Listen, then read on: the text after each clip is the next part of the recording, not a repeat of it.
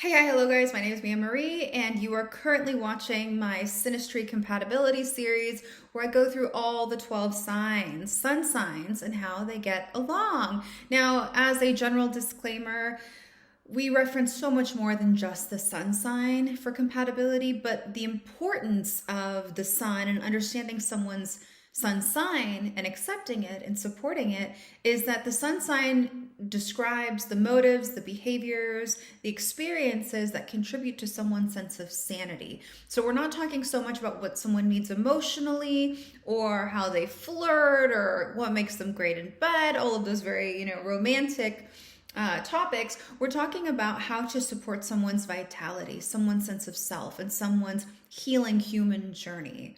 So keep in mind that this is just a gentle introduction, and you can get so much more by booking a session with me or another fantastic astrologer. Taurus is the second sign of the zodiac, and behind all of its behaviors, decisions, thoughts, projects, failures is one motive. And that motive is to use the available resources to be a steward of the world, of life, to their life.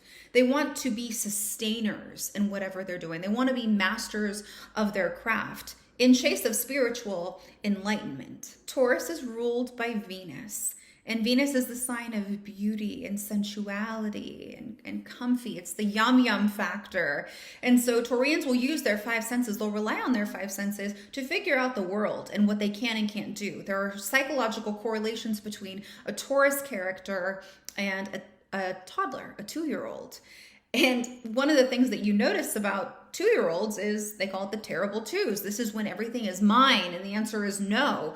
But behind that is the toddler is trying to establish what belongs to them, what is their responsibility, what they can do, and what is not.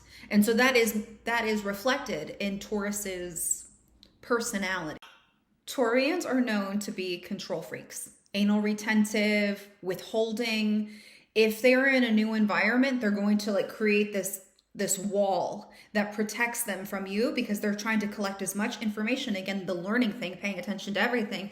They're trying to collect as much information so they know what to do, and they're trying to predict what's going to happen so they can be prepared and meet you appropriately. It is ruled by Venus. So even though they're more natural in their beauty, these are not the people who are typically super glam or focused on name brands. They're focused on quality. So they will definitely pay attention to quality clothes, quality food, but they're not a name brand whore. They do care about how they are being received, and they do not like looking unpoised. And so until they feel confident, that wall is going to be there. Another thing to understand is that someone with a sun in Taurus came into this world doubting themselves.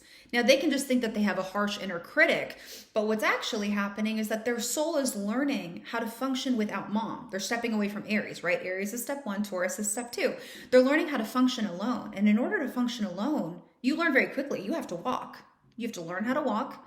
You have to learn your environment. You have to utilize the environment. You have to take care of yourself. And so Taurus inherently recognizes all the ways in which it's unskilled.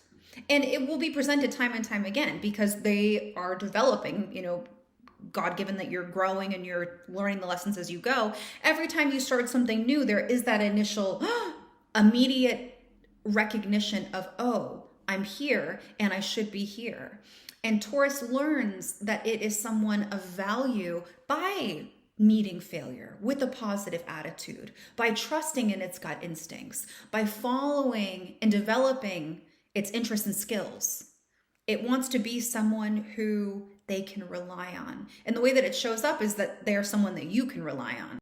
When I think of Taurus, I think of that line, I ain't a killer, but don't push me. They don't like being rushed. They don't like being told what to do because they're trying to figure things out for themselves. And it's important that you let them move at their own pace. The only thing is that they tend to get stuck. So if you see someone ruminating over the same thing or recreating these same patterns or same relationships over and over again, it would be helpful to point it out like, hey, don't you think that this is kind of strange that you're having the same experience over and over again? But it is a deal breaker that if you are not patient with their process, and if you disrupt their peace too much, if you poke them too much, they're going to shut down. Another thing they don't like is if you stand in the way of them developing. If they're trying to figure something out and you're like, oh, let me help you or let me do this. No. Why would you do that? Can't you see I'm struggling here? Can't you see I'm trying to figure myself out? That's really what it is. That's why they're so frustrated. It's not so much the thing. They're frustrated that they don't have the skill to accomplish this more quickly and more efficiently. And so if you are a helper, it's going to annoy them. Do not take the work away from Taurus. They like the gratification at the end. They feel better about themselves once they figured it out. As long as the task is proportionate to what, where they're at in life. You don't want to set a bar so high. Like if you're thinking about a child, you don't want to set the bar so high that they're going to fail. But let them, like a Rubik's Cube, just work it out. If they let you take the work away from them, that is such a cautionary note because they're succumbing to laziness. When Taurus is not developing itself, when there is no stimulation, when it's sleeping on its potential, it will literally sleep and lay in bed. It just wants to be cozy. And the reason why it wants to be cozy and all snuggled up is because it's feeling a little insecure. It's feeling a little unprepared. Speaking specifically to Sun and Taurus energy, this is somebody who will feel comforted by physical touch. They like cuddling, or if you're at a party, if you just like rub them on the shoulder as you walk by, they'll feel acknowledged and they'll feel supported. If you're arguing with a Taurus, it's going to feel like you're arguing at a brick wall. And if you're kind of hitting that dead end over and over again, if they will let you, just say, can we just pause? Can I just give you a hug for a second? Like we're moving too far away from peace. And they will like feeling loved. They will like feeling you. Overall, Sun in Taurus is a earthly, practical, sensual person. And what they're working towards, especially in their relationship space, but overall in life, is a sense of peace. They want to put things in place so that they can actually move at a leisurely pace. They want to build a sense of comfort for you and for themselves. Someone who is born with their Sun in Aquarius has a soul that came into this world to awaken our consciousness. It's almost as if they have a different set of eyes than the rest of us. They see the world differently. And a lot of the time, stereotypical astrology is like, oh my God, you're trying to be different or you're trying to be unique. No, that's just the way that they see the world. And often it creates this immediate recognition that you don't fit anywhere. Aquarius doesn't fit in any specific space, and it creates social anxiety. They don't know how to act. They don't know what to say. They don't know what to do. There is an ambivalence towards being around people because they don't quite, it doesn't compute in their head. Their minds are like computers. They are the 11th sign, which means that they are the third, the eldest air sign. So they take the perspective, the information that Gemini collects. They know that they have a mind. And then they take the information that Libra collects. They know how to put themselves in other people's shoes. They know how to compromise. They know how to negotiate. They know how to establish trust. And then they go, okay, how do we get everyone to trust each other? How do we create a community? And how do we develop this community? How do we transform our experience of life together? How do we elevate everybody? The interesting paradox with Aquarius is that they are knowledgeable. They're a resource. They have leadership skills. They are often the people that others go to when they don't know what to do as it relates to a community or group activity. They're human rights activists. They can find the gaps in structures. They know how to advance us in a very positive way, but they don't like being the center of attention. And oftentimes they don't like talking about themselves. They may feel internally like they don't want to attach to a label because they have a hard time accepting and celebrating the ego. They're the opposite of Leo. Leo is all about, here's my personality, here's how I shine. Aquarius takes that attitude but positions it towards the community. How can we shine? How can we develop? How can we be celebrated in the most honest and authentic way? And so you'll find that they're comfortable behind a computer or on a phone, but can be a little socially awkward. I think that they would feel socially awkward or as if there is never a place for them, even when they are in a community. And this feeling can be uncomfortable for them at first. It can manifest as social anxiety, and they may even avoid social situations depending on where they are inside of their head. But it serves a purpose. And that purpose is that you need to remain detached enough so that you can innovate. so that you can think your own thoughts, so that you can go off in your own direction. And oftentimes they're trailblazers, they're trendsetters. They are always 10 steps ahead of the community. And because they are also a fixed sign, they're stubborn, they are unmovable in that. They have to have a certain level of confidence in their ideas and opinions in order to say, no, I'm not going to conform. You are going to come here. And here's why you're going to come here. And this is how it benefits you. And this is how the human race is developing, whether you like it or not. They have this amazing ability to gaze into space and project a very clear image of a future that is totally within our capability. Like, we can totally arrive to that space with them. I've said this and I will continue to say it, that even though Aquarius is an air sign, it is very sensitive, more sensitive than it realizes. And what happens when they're overstimulated is they become numb and they detach. This is the soul wound of someone who has strong Aquarius in their chart, because things are always changing, and because these changes affect so many people in so many negative ways that they feel equipped or responsible for repairing. They will detach from the part of themselves that cares just to stay afloat, just to stay with the changes in culture and society. And so there is this robotic tone to them, or there can be just an obvious lack of emotion. You can be struggling with something and you can be crying in front of them and explaining all the which ways that you're heartbroken or let down, and just the opposite. You could be super happy about something and there's this robot before you like, I understand.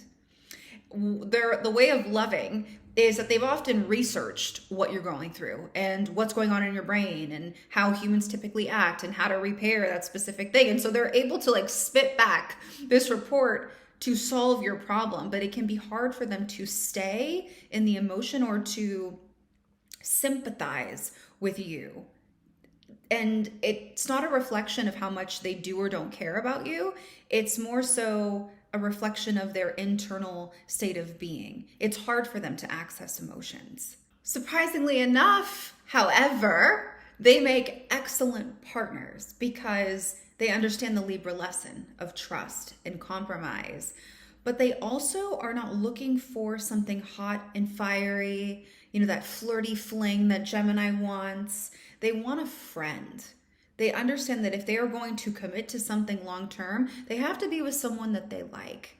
They don't have to have the same interests, but this person has to be stimulating and intelligent and good-hearted and good-spirited. They want to be with their best friend. That is their ideal partner. And so they may hesitate to commit. I haven't heard too many complaints about Aquarius people not getting into relationships, but when they do, it tends to last because they do think long-term. And they often choose someone from I don't want to say non-emotional space, because the soul does respond to people, but it's not so much about how you make them feel. It's that you guys are just so compatible with each other that it makes sense for you to be together. And that's why Valentine's Day surprises everybody that it's in an Aquarius season. But traditionally, that's when people were getting married. And statistically, Aquarians have the most success when they get married because, again, they marry for the right reasons. They're using their head and their soul together to make the just call. Aquarius and love, they will want to talk to you. They'll want to know what you're thinking, what you've learned, what is stimulating you. They're going to have those late night conversations. They're going to be very present with you. And again, not super emotional about it, but they are wanting to collect data on you. They're going to master you in one way, shape, and form. That's a kind of hidden quality to them, is that they're constantly collecting data on you. So they can put it into their computer and they know what to expect and they know what you want and they know where you are mentally, emotionally. And they're just so friendly. That's what it is. They're just so nice to be around. I don't have any complaints about an Aquarius.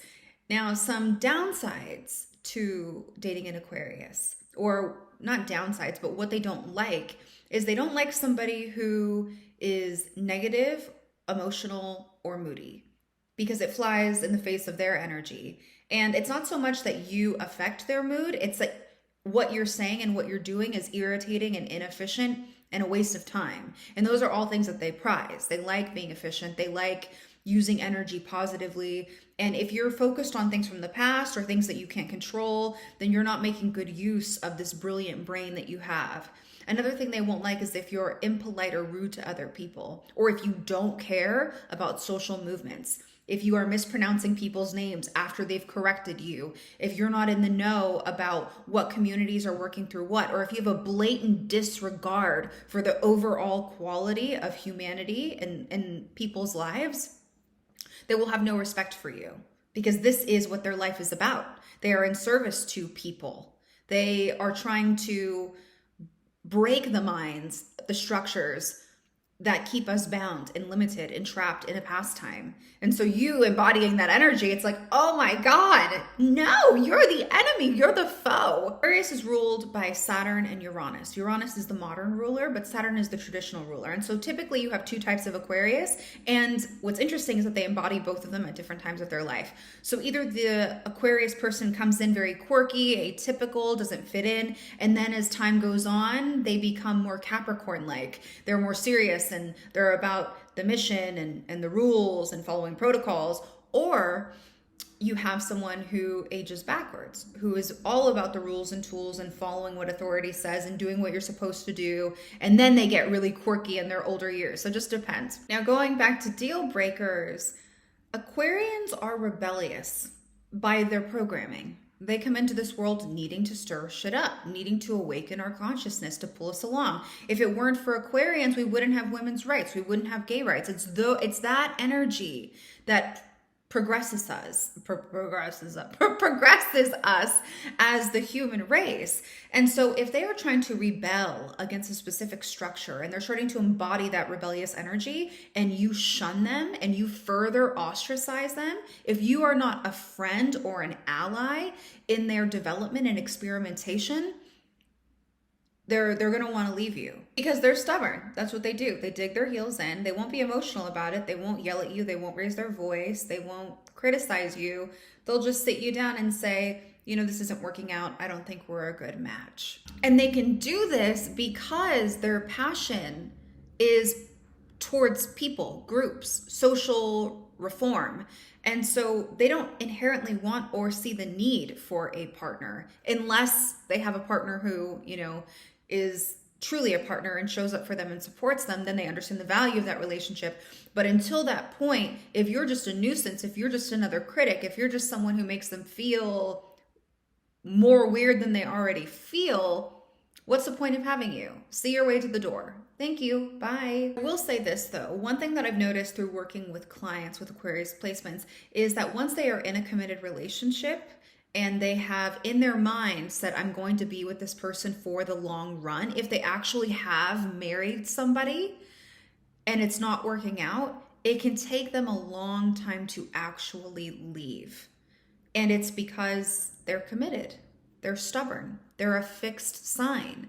They often do what they believe in. And I think that's kind of the lesson that you learn when you're with these types of partners, is Aquarians awaken to their own unconscious motives through these dysfunctional relationships. They self-actualize through these relationships that don't work, but that fixed quality allows them to stay in relationships that they would otherwise recognize as unhealthy. But all in all, Aquarius is a great partner in, I would say passion, I would say play, but it's neither of those. They're just a great partner to have in life because they will commit to you, they won't play games, and they are focused on something bigger than themselves at all times. They want to make an impact.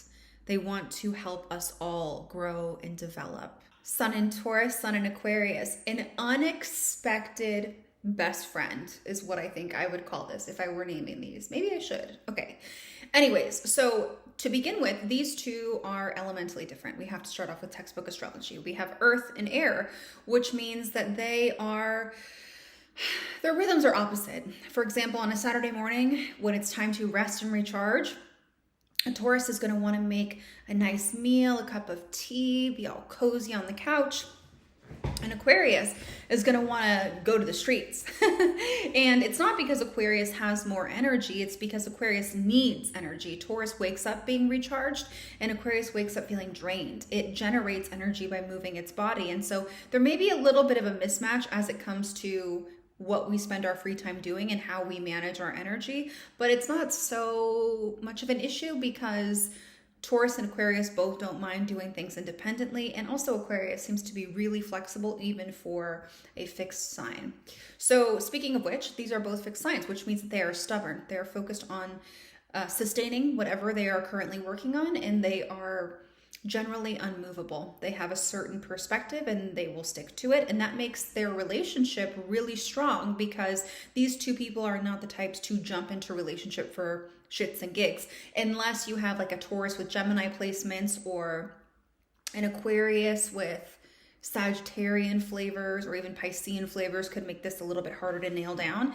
So look at your chart. But if we're speaking solely to the sun signs, a Taurus character and a Aquarius character will want something that is reliable, stable, and enduring, and they will both bring that to the table. Do keep in mind that Taurus is still an earth sign and it's the baby, so it wants physical touch. Again, if you have tons of Gemini placements, or if the Taurus has tons of Gemini placements, this may be a little bit different, or even Aries, right? But solely Taurus energy wants to explore you with its five senses. And this can be uncomfortable for an Aquarius because they tend to live up here and not so much down here. They will discredit the plethora of information that their body is trying to communicate to them because they don't have a reason or rhyme. They just know that they feel something in their stomach or they have an ache in their back, and they don't think too much about why it exists and what it could mean or what the body is trying to communicate. And Taurus, being so focused on the body and emotions, even though it's emotionally detached, they're both similar in that way. They're not two emotional people, but Taurus tends to recognize when emotions are off, or it can read the tone of the room in a way that a robot cannot. And so Taurus may help Aquarius understand that, it's okay to move from your headspace into your body. Taurus will also beautify the home because it wants to feel comfortable. Part of its life mission is creating a sense of security, and that extends to Aquarius, especially in the home space. So there will be all these blankets and pillows and these different textures and colors and plants and candles and yummy food, snacks at all hours. And not saying that Aquarius wants this. Aquarius is not really, big on feeling comfy and cozy. It often likes things like dry and cold. But it may recognize that it was missing a home in a way that Taurus was able to, create. Taurus can make a really comfortable environment that people like being in. And when you invite people over, which Aquarius appreciates, the people who are there will compliment how put together the place is and the vibe that it gives. It will feel like a second home. They do have different perspectives, and this could be challenging, but I don't really see it to be that way. Aquarius is focused on what's happening in the world at large, how our individual decisions affect the collective, specifically marginalized groups. If it weren't for Aquarius characters, I've said this before, we would not have women's rights, we would not have gay rights.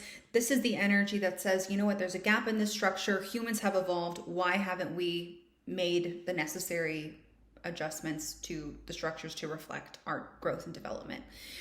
And so it is very focused on the other. It wants communities to shine, especially communities that do not have equal privilege.